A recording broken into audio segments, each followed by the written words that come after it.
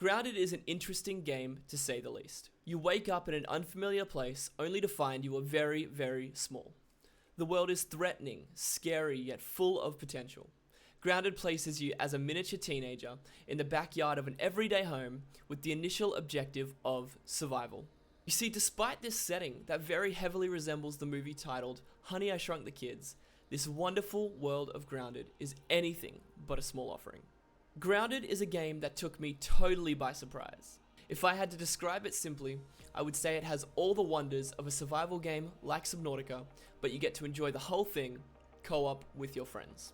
Grounded does so many things so well that it often had me forgetting I was even playing a survival crafting game, as the combat, story, and co-op shenanigans had me immersed to a level I have not felt since those early hours of exploring the mysterious oceans of Subnautica. So why am I telling you about this game? Why am I getting all excited about this itty bitty survival game?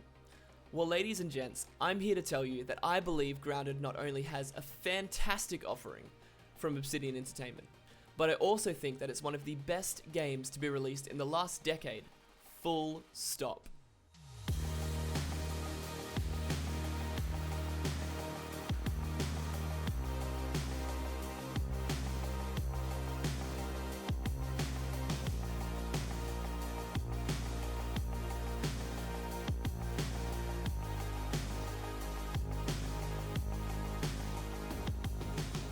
From the moment you chop down your very first blade of grass, to the moment that you best your first spider in combat, you will be hooked with Grounded's core gameplay.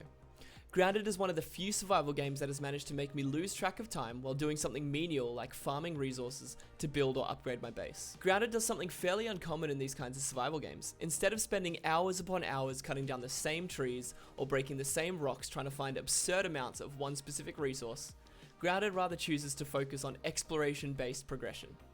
Collecting resources yields two results.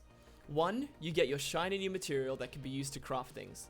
But secondly, almost every resource in the game, from bug parts to stone and marble, is able to be analyzed at the research outposts dotted around the map, which will unlock you various new crafting recipes based on that material. The main draw of this progression is that almost always it's directly tied to the materials that you already have, which encourages you to get out there, find new resources rather than just collecting lots and lots of grass. How this looks is instead of having a recipe and having a bunch of resources you've never heard of that you have to go and find out in the world, you go out and find resources by naturally exploring. And when you bring those back, you analyze them. And now you have the new resource in your hand and a whole bunch of recipes tied to that resource, along with the knowledge of where to go back and get more of that resource. It really is a better way to do survival than how most games do it. And lastly, on the crafting, I'll just add that I've never once felt like the resource requirements for particular items were way too steep or even unfair. Combat in Grounded didn't do anything that blew my mind, but it definitely didn't slack off either. There are many weapon types from axes to bows, swords and shields, but what's fun is that they're all aesthetically tied to different bugs and resources. You might make a club out of the parts of an ant that you killed, or some armor from a ladybug. It feels very Monster Hunter in the sense that you're taking down weaker bugs and then wearing them and wielding them to take out much stronger bugs, and then doing the same to take on the crazy tough bugs, etc. And I should probably mention that Grounded also has a buff and debuff system. It's quite robust. You and your enemies are able to use different tools to apply buffs and debuffs to each other, some as simple as poison, whereas others that I won't spoil are much more fun and creative. The final part of survival that I wanted to touch on was a system that the game calls mutations. This is a really cool little bonus system that basically rewards you for doing certain things many times or for reaching certain milestones in the game. For example, once you've cut down lots of grass, you get a mutation called Grass Master, which allows you to cut down grass more effectively. This is just one example, but there are quite a few and they get a lot more interesting than just cutting down grass. These buffs are also equipable. There's a limit to how many you can have active at any one time, with ways to upgrade that number later in the game. But that's about all for the survival aspects of the game. Let's move on. So now that we've touched on the usual main draw of these kinds of games being survival, I think it's about time I talked about the main surprise with Grounded and why it resonated so deeply with me personally.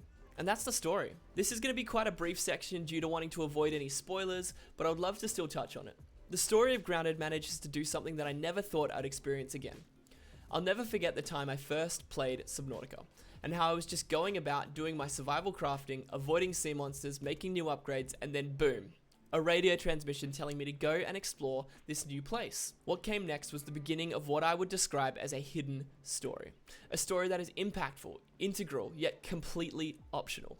The type of story that is there and is calling to you, but you only need to answer if you desire. This kind of story reels me in like a moth to a flame. And that kind of story design is almost exactly how Grounded does it. As you explore the world of Grounded, you come across many landmarks or locations that do two very specific things. They give you superb environmental storytelling. Within minutes of finding a new location, you know what's going on, at least on a surface level. But secondly, littered throughout the environment are completely optional voice recordings and readable documents, which if you decide to engage with, will slowly but surely begin to pose intriguing questions and eventually provide answers to those very questions as you explore more. This is now me in the editing process. I just wanted to actually add as well, there are cutscenes throughout the game. There's one at the beginning, but there's a few throughout the game as well that they show up as you do certain things throughout the game. I didn't want it to come across like there was no cutscenes or no foreground story. There's just a lot of background story, and that's what I really love in these kinds of games. Anyway, back to the video. This kind of masterful exploration-based storytelling is exactly what hooked me on Subnautica all those years ago, and it's exactly what hooked me here with Grounded. Except there was one other thing. The fact that I got to do it all with my best bud.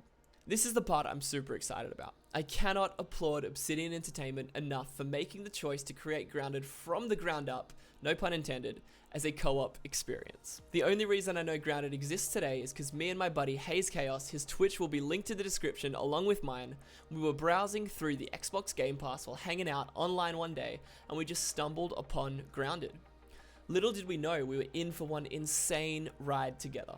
Grounded not only allows you to play through the game with up to 4 friends, but it was purpose-built with co-op in mind, allowing you to have the maximum shenanigan levels as you storm around this backyard playground with your best buds. I never thought I'd play a game where one moment I was deeply engaged in a story beat, to then be uncontrollably laughing with my friend as he's being chased by a giant bee, to then overcome that bee together, take home its body parts, scan them, and begin crafting entirely new equipment from them.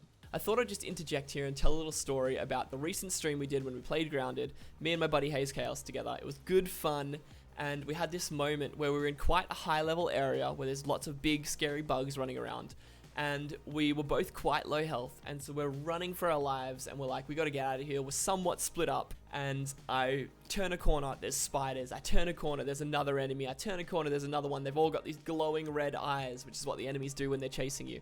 And we're running and running and running, and we're freaking out. We're like, oh my gosh, we're not gonna make it. We get out into the open, we've finally gotten past all these bugs, and there's this big cliff into a pond. And so without thinking, I run and I jump, not knowing that my buddy is right behind me, and I jump off, and I notice as I'm falling that the water is not as deep as I thought it was. It's only maybe a meter deep, and so I land and I smack and I die instantly. And the last thing I see before my screen goes black is my buddy, who's jumped right after me, fall and hit the exact same spot and die exactly the same way that I did, to us both erupting in laughter, just like laughing at this hilarious scenario that happened. And that's the kind of hilarious but like fun shenanigans you can get into in Grounded. I thought I'd just interject with that. I don't know if this will make it into the video, but here it is. I wanted to finish the video by spending some time on what I believe to be the standout feature of Grounded. The reason it hooked me and my friends for over 100 hours, the reason we come back to it over and over again, and even after recently completing the game, we have plans to come back for side content. I've come to the realization that the one big thing that has us hooked is the sense of exploration. Maybe it was the fact that I had zero expectations going in, but every single time I thought we had experienced all this game had to offer, we would stumble upon something or somewhere new and realize we still had another 20 plus hours ahead of us at least. Grounded so excellently entices you with the possibilities of new places without spoiling the content of those new places. I'm trying really hard not to spoil too much here, but to put it simply and spoiler free, spending your first few hours diving into anthills and building grass bases feels like all the game has to offer, until you realize that it barely scratches the surface. When the world was shaken by the insane success from FromSoft's Elden Ring, one of the most common and positive sentiments was how you would see something in the distance and wonder, can I reach that? Well, just like you could in Elden Ring, in Grounded, the chances are you can reach that. And once you do reach that, the chances are it's deeper than it looks on the surface. I was watching a developer interview for Grounded recently, And I remember the devs talking about how since the game hit 1.0 and officially fully released, they're struggling to add new big things to the game while trying to maintain good performance on all platforms. And I'll touch on that quickly. Grounded is technically fantastic. After over 100 hours, we saw barely any performance or technical issues. But this sentiment of struggling to pack more into this incredibly dense package, I fully believe it. There's so much on offer here, and it's so seamlessly and flawlessly presented that I totally buy that the devs are struggling to pack any more in. The world is huge, the diversity in flora, bugs, and more is staggering, and the fact that it has 0 load screens blows my mind. The incredible developers over at Obsidian Entertainment really do deserve all the praise that Grounded has gotten over the years. You can really tell within hours of playing this game that it is a passion project through and through. The game has been crafted with players in mind, and all I can truly say is that I'm excited for the next evolution that Obsidian has in store for this franchise. Whether that's a new game, or the studio figuring out how they can cram more into this already complete and fantastic offering. Grounded truly is worth your time, and I can personally recommend it to anyone who likes video games. Yo, so if you made it this far, then well, thank you, because this is the end of the video, and I just wanted to say that, yeah, thank you so much for sticking through the whole thing. This video took a long time to make, put a lot of passion into it. I am not at all qualified to talk about video games and how they're made, because I have no experience making them. I've done a little bit of modding, but that's about it.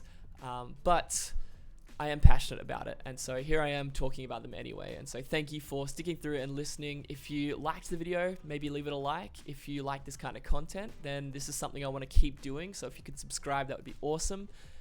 Twitch channel is linked in the description as well. I do stream. I try to once a week, but we'll see how we go in the future. I just got married, so life is crazy. Yeah,